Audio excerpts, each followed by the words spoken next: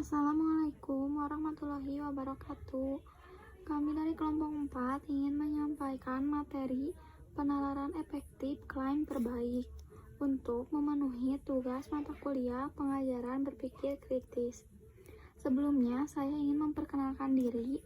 Nama saya Hani Lestari, NPM 1950391. Saya akan menjelaskan materi 1 tentang bentuk klaim terbaik. Selanjutnya, materi kedua, klaim yang benar, dan materi ketiga, cara menulis klaim yang akan dijelaskan oleh Lia Indriani, NPM 1950359. Materi keempat, mengawasi sarana-sarana kunci tuntutan. Dan materi kelima, masalah klaim yang benar, akan dijelaskan oleh Dava Putra, NPM 195030106. Materi ke-6, klaim yang didorong dengan otoritas, dan materi terakhir, klaim dan reasoning yang akan dijelaskan oleh Serina Otaria, NPM 1950385.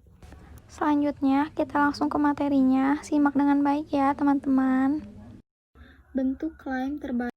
Klaim adalah elemen dasar dalam pemikiran kritis, yaitu hal-hal yang dikatakan dengan keras atau tertulis untuk menyampaikan informasi yang mengungkapkan pendapat. Klaim atau pernyataan adalah jenis hal yang benar atau salah. Beberapa klaim menegaskan bagaimana sebuah hal terjadi dalam beberapa cara, dan beberapa klaim menghasilkan penilaian terhadap bagaimana seharusnya sebuah hal harus terjadi atau tidak terjadi. Ini juga disebut dengan klaim deskriptif atau nilai dari klaim tersebut. Perkenalkan, nama saya Lia Indriani Suryanto, NPM 195030059. Pada kesempatan kali ini, saya akan memaparkan materi mengenai menulis tuntutan atau klaim yang bersih. Klaim adalah bagian dari permohonan yang menggambarkan inti invensi yang dimintakan perlindungan hukum yang harus diuraikan secara jelas dan harus didukung oleh deskripsi. Penulisan klaim harus menggunakan kaidah bahasa Indonesia dan lazimnya bahasa teknik yang baik dan benar, serta ditulis secara terpisah dari uraian invensi. Ada beberapa hal yang perlu diperhatikan dalam penulisan klaim adalah: yang pertama, klaim tidak boleh berisi gambar atau grafik, tetapi dapat berisi tabel. Yang kedua, klaim tidak boleh berisi kata-kata yang sifatnya meragukan. Dalam penulisannya, klaim dapat ditulis dalam dua cara. Yang pertama, klaim mandiri. Klaim mandiri dapat ditulis dalam dua bagian. Bagian pertama, mengungkapkan tentang fitur invensi terdahulu, dan bagian kedua mengungkapkan tentang fitur invensi yang merupakan ciri invensi yang diajukan. Dalam penulisannya, dimulai dari keistimewaan yang paling luas, lalu diikuti dengan keistimewaan yang lebih spesifik. Kedua, klaim turunan. Klaim turunan mengungkapkan fitur yang lebih spesifik dari pada keistimewaan pada klaim mandiri dan ditulis secara terpisah dari klaim mandirinya.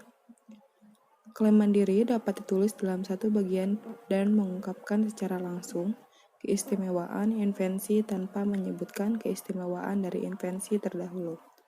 Cara penulisannya biasanya juga dimulai dari keistimewaan yang paling luas, lalu diikuti dengan keistimewaan yang lebih spesifik.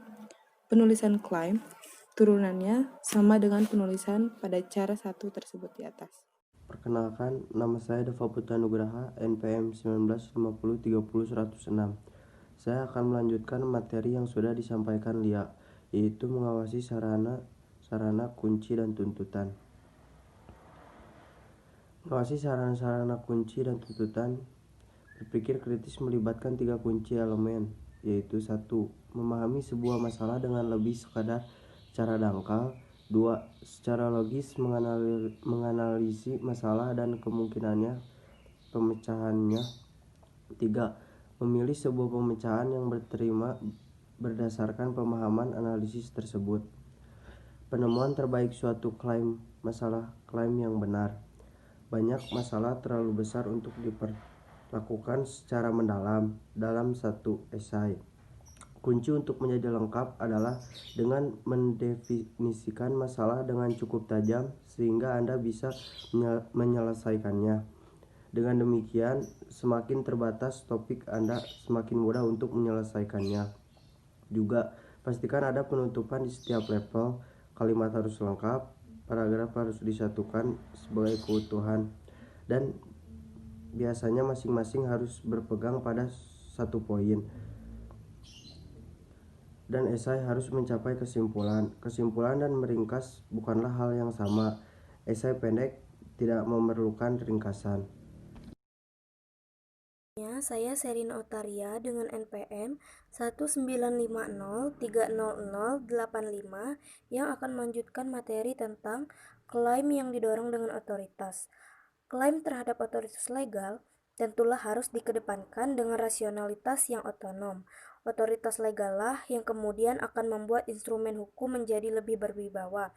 Artinya, sebuah klaim yang didorong dengan otoritas ini bisa menjadikan argumen atau klaim kita menjadi lebih kuat dan sah dengan adanya otoritas atau hak wewenang. Selanjutnya ada materi klaim dan reasoning atau penalaran. Kita tahu bahwa penalaran adalah singkatnya memberi alasan untuk pandangan seseorang. Oleh karena itu, kita bernalar dengan menghubungkan klaim bersama untuk membentuk teks di mana sebagian besar klaim terkait memberikan alasan atau alasan untuk menerima klaim lain atau klaim terkait menjelaskan mengapa klaim lain dapat dibuat. Nah, jadi antara klaim dan reasoning atau penalaran ini sangat berhubungan. Reasoning di sini berguna untuk memberikan alasan atau untuk mengubah pandangan seseorang untuk menghubungkan atau membuat orang tersebut paham terhadap klaim yang kita buat. Baik, cukup sekian dari kelompok kami. Mohon maaf apabila ada kekurangan. Wassalamualaikum warahmatullahi wabarakatuh.